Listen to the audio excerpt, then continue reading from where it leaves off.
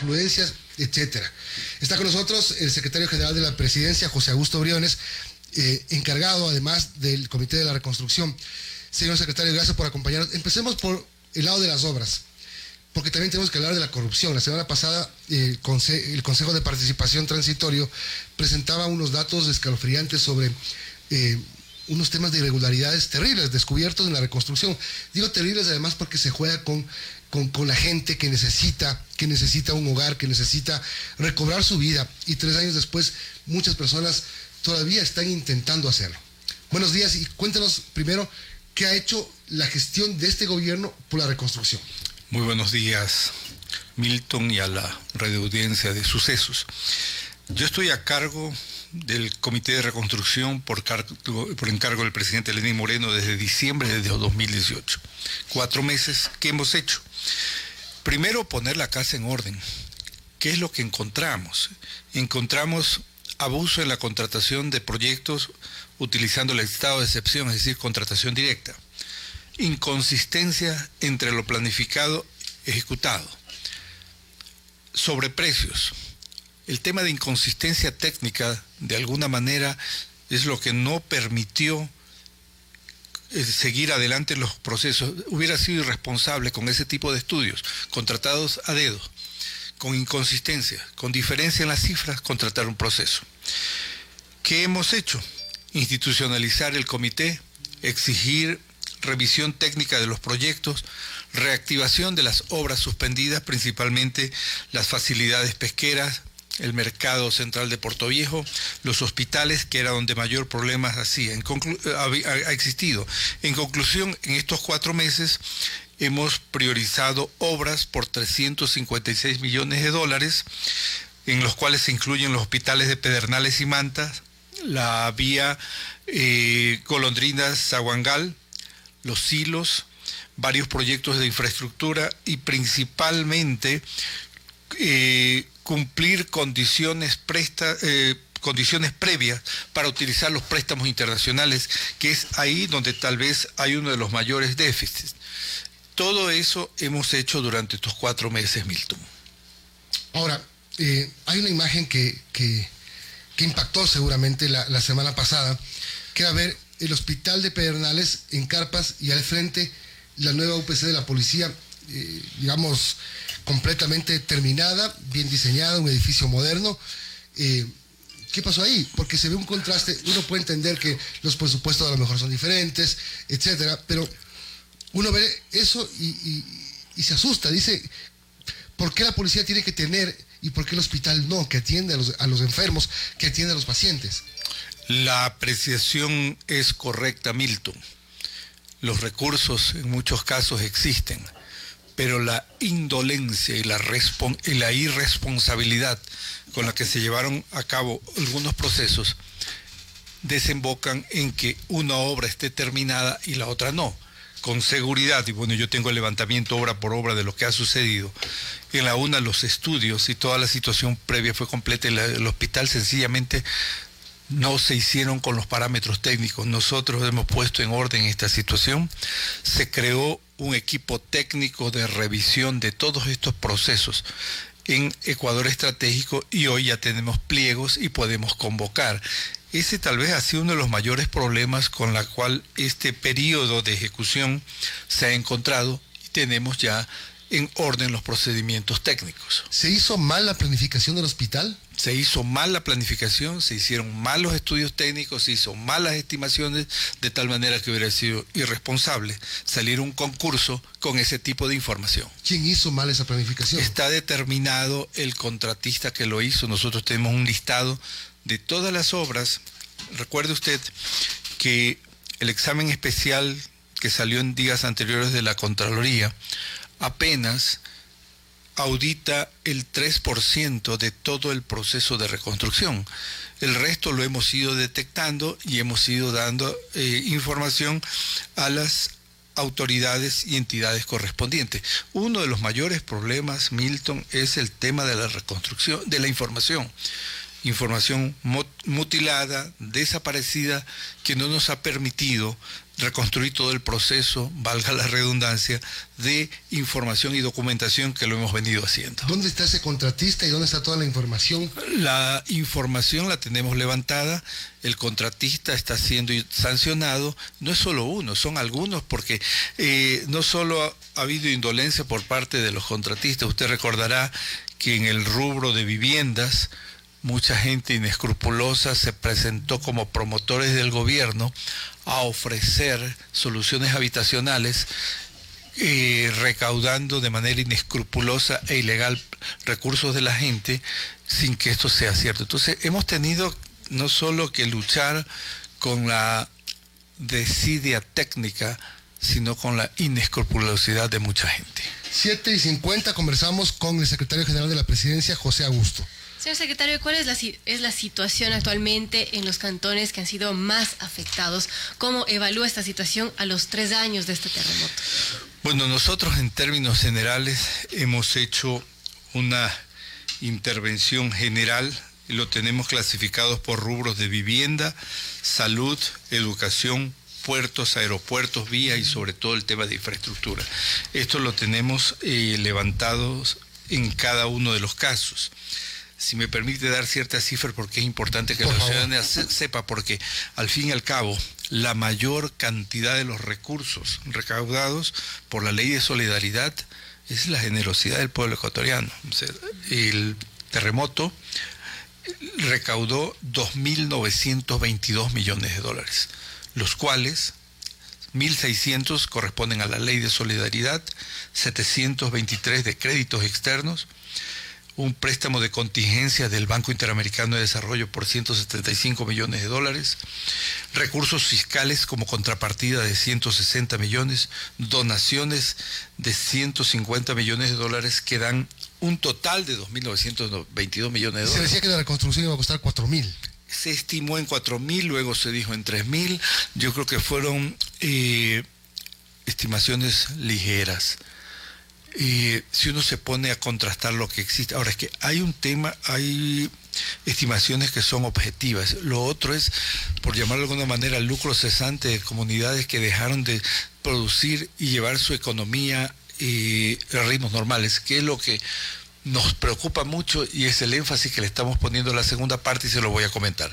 Pero volviendo a las cifras, se contrató de los 2.900, 2.300 millones, se concluyeron 1.350 millones y en ejecución se encuentran 950 millones de dólares. Son cifras extremadamente altas y en muchos casos las necesidades siguen latentes. Por ejemplo, ¿qué ha pasado con el Hospital de Bahía?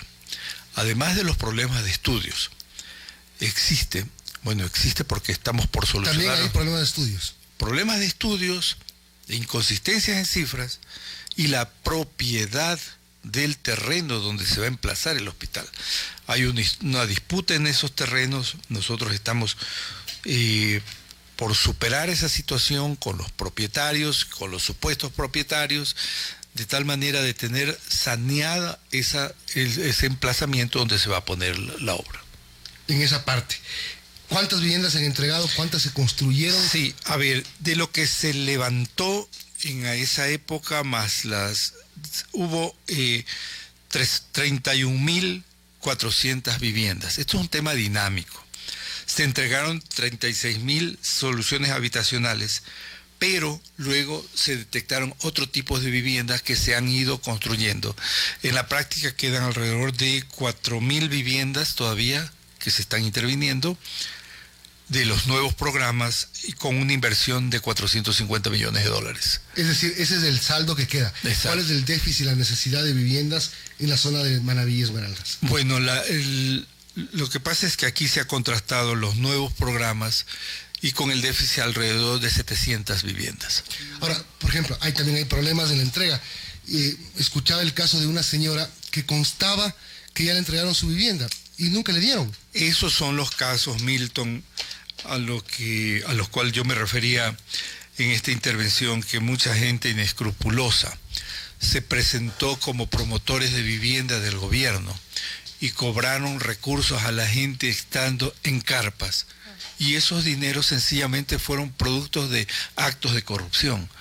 Nosotros no, eso se ha dado en muchos casos. ¿Y se ha podido determinar alguna identidad de estas personas inescrupulosas? No, con los reportes, en unos casos se ha podido llegar a las autoridades correspondientes, otros no. O sea, hay gente que fue detectada y en su oportunidad fue el caso presentado a las autoridades, otros que no se sabe, llegaron con chalecos, con información, o sea, a personas que estaban en carpas que no tenían para lo cotidiano, le sacaron recursos y dijeron que ya estaban empadronados. Entonces nosotros hemos ido solucionando estas situaciones. En tema de salud, en tema de los hospitales, ya sabemos lo que pasa en Pedernales, lo que usted dice de Bahía de Caracas, pero ¿qué pasa con el hospital de Puerto Viejo, por ejemplo? El hospital de Puerto Viejo fue una de las infraestructuras que tuvieron problemas. Nosotros hemos detectado en cada una,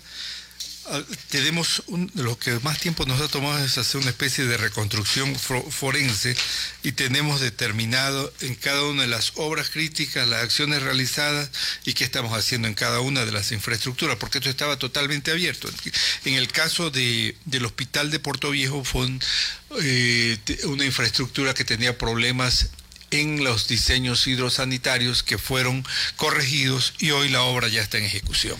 Esto que usted dice, tuvimos que hacer una reconstrucción forense. Sí, señor. Me parece que es un patrón de lo que dejó la administración pasada. Sí. Recuerdo que para levantar la información económica en la transición del gobierno, pese a que estaban las personas del equipo económico de Rafael Correa dentro del inicial equipo de Lenín Moreno, se demoraron. Tuvieron que viajar inclusive a Estados Unidos para sacar información. Es decir, esto quiere decir que los datos, la información estuvo oculta, no estuvo bien hecha, bien procesada, porque si escuchamos que les toca hacer de nuevo un levantamiento de información es porque no se hizo nada. Esa ha sido una tónica de desaparición de información, ocultamiento de datos. Nosotros somos un gobierno serio, Milton.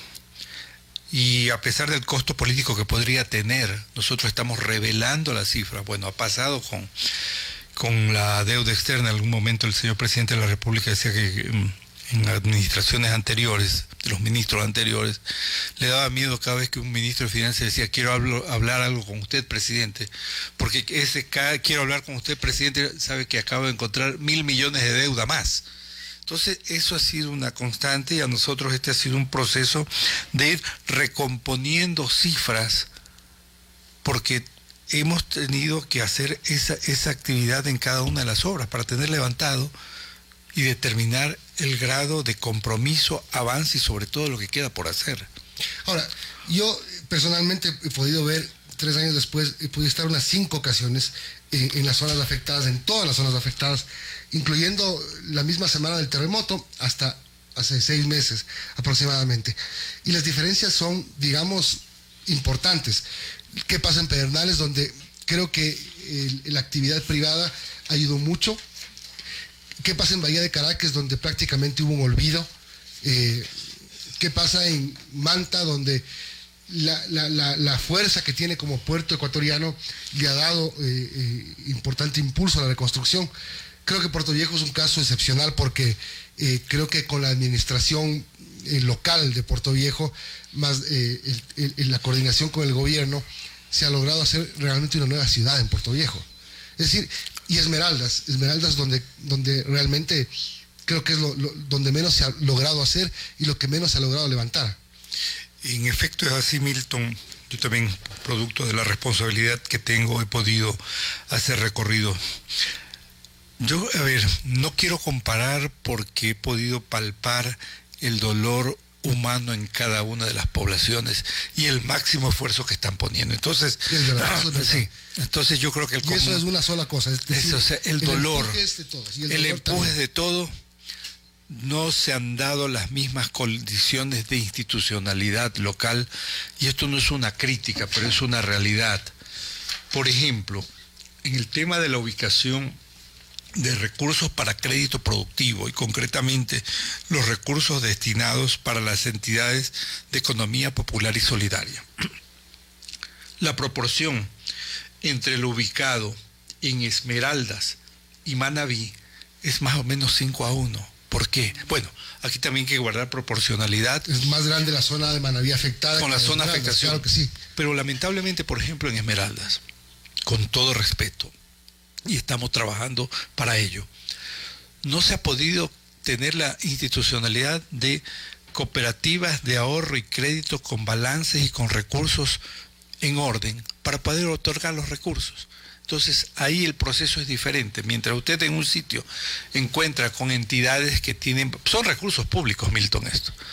O sea, tampoco podemos por correr y ser consecuentes con la desesperación de la gente que existe. Tampoco se puede entregar los recursos así porque sí. Entonces, si por una parte los recursos de economía popular y solidaria en Manabí han podido ser absorbidos, yo le digo cifras, por ejemplo, en Manabí se han hecho 28.000 operaciones, en Esmeraldas 4.000, ¿sí? No por recursos, sino porque no ha existido capacidad institucional también. Entonces, volviendo a su pregunta, si bien el común denominador que hemos visto es desesperación, deseo de salir adelante, las condiciones locales no han sido las mismas.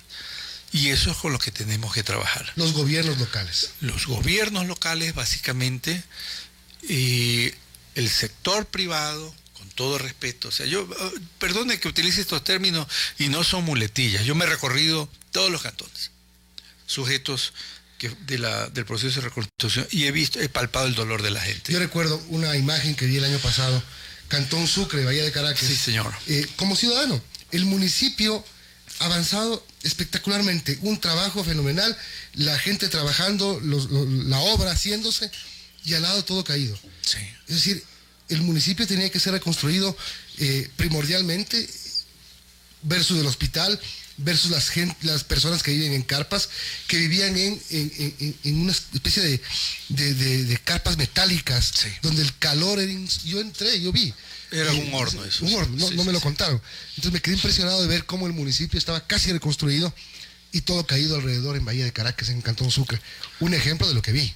Sí, y de eso se repiten, por eso nosotros queremos darle una solución integral y todo, sobre todo trabajando con las personas, creando condiciones institucionales y en esta etapa hacer énfasis a lo que es reconstrucción y reactivación económica y productiva. Sobre eso, en días pasados, cerramos una cooperación con la Unión Europea de apoyo directo, apoyo presupuestario directo de 25 millones de euros, más lo que se ha otorgado en calidad de crédito productivo. Pero aquí lo importante es el compromiso. Nosotros logramos tener una reunión con el sector productivo de Manabí, con muchos deseos de salir adelante y recuperar lo que ha sido Manabí. Yo creo que eso nos llena de esperanza y sobre todo de compromiso de seguir adelante con este tema que es una obligación. 8:02 conversamos con el secretario general de la Presidencia, José Augusto. Señor secretario, recientemente se conoció el viernes que Guillermo Sierra, un ingeniero manabita, es el nuevo titular de la Secretaría Técnica para la Reconstrucción. Él ha anunciado pues que usted también va a ir a Manabí a visitarlo, a recorrer las obras. Cuénteme cuáles son las expectativas ahora que ya se eligió a este nuevo secretario técnico para la reconstrucción. Sí, a ver, el ingeniero Guillermo Sierra es un profesional manabita de mucha experiencia. Él está encargado de la Secretaría Técnica. El secretario técnico anterior presentó su renuncia y nosotros estamos en un proceso de reestructuración y reorganización del Comité de Reconstrucción. Pensamos que el énfasis debe ser la reactivación económica y productiva, por lo tanto la incorporación de representantes de este sector no significa que vamos a dejar de lado los compromisos que tenemos en marcha. Es reconstrucción y reactivación. Vamos desde hoy en la tarde a hacer un recorrido, vamos a tener reunión con el comité. Me comprometí en días pasados a tener una reunión con las fuerzas vivas en el cantón Puerto Viejo, ir a Bahía y dar una respuesta a la gente. La gente se merece que uno dé la cara y decir, estamos haciendo esto, no se ha hecho esto y necesitamos de lo siguiente. Así que esos son, vamos a hacer recorrido algunas de las obras, principalmente relacionado con el tema de facilidades pesqueras, confirmar que están listos los terrenos para la convocatoria a la licitación que vamos a hacer de los 2 hospitales y seguir con esta tarea. A un modo global, secretario, ¿qué porcentaje se puede decir que está levantado? ¿Qué porcentaje ha sido reconstruido?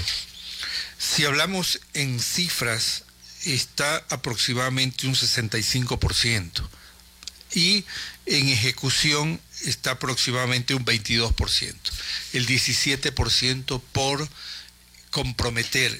Digamos que de la ley de solidaridad quedan 154 millones de dólares por priorizar, correspondiéndole este año 67 millones y 77 para el próximo año. ¿Dónde está el grueso de lo que falta? En los organismos internacionales, 93 obras por 611 millones de dólares, que es el grueso de la ejecución para este año y el siguiente. Yo lo decía al inicio, recogiendo una investigación de la revista Plan B, los presuntos delitos de peculado, testaferrismo, enriquecimiento ilícito y tráfico de influencias. Usted ya me hablaba de algunos. Un informe de la Comisión del Consejo de Participación Ciudadana habla de unos 812 millones de dólares que no se sabe dónde están, que desaparecieron. Bueno, resulta evidente los delitos que usted ha mencionado.